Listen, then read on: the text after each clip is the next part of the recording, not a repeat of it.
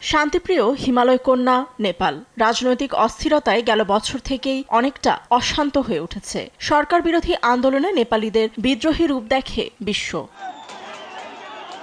গেল বছরে সরকার বিরোধী আন্দোলনে কেপি শর্মা ওলি সরকারের পতন ঘটে। নির্বাচনের মাধ্যমে নতুন গণতান্ত্রিক সরকার গঠনের দিকে কাঠমান্ডু এগিয়ে গেলেও আবারও বাদ সাধে নতুন বিক্ষোভ। এবার গণতন্ত্র নয়, রাজতন্ত্র ফিরিয়ে আনতে বিক্ষোভে নেমেছে নেপালিরা। মার্চে আসন্ন নির্বাচনের আগে কাঠমান্ডুর রাজপথ দখলে নেয় হাজারো মানুষ।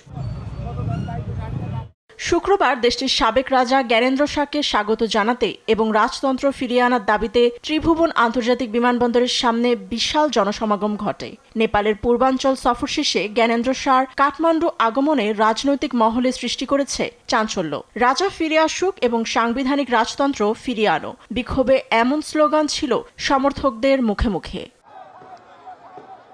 2006 সালে গণবিক্ষোভে জ্ঞানেন্দ্র শাহ ক্ষমতা ছাড়তে বাধ্য হন। 2008 সালে সংসদীয় ভোটের মাধ্যমে নেপালের রাজতন্ত্র আনুষ্ঠানিকভাবে বিলুপ্ত করা হয়। গেল নির্বাচনে দেশটির রাজতন্ত্র সমর্থক দলগুলো পায় 5% আসন।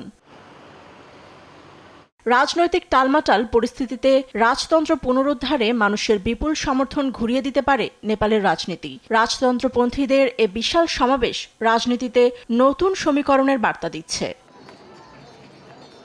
ফাতেমা তাসনিম, নিউজ ডেস্ক, দেশ টিভি।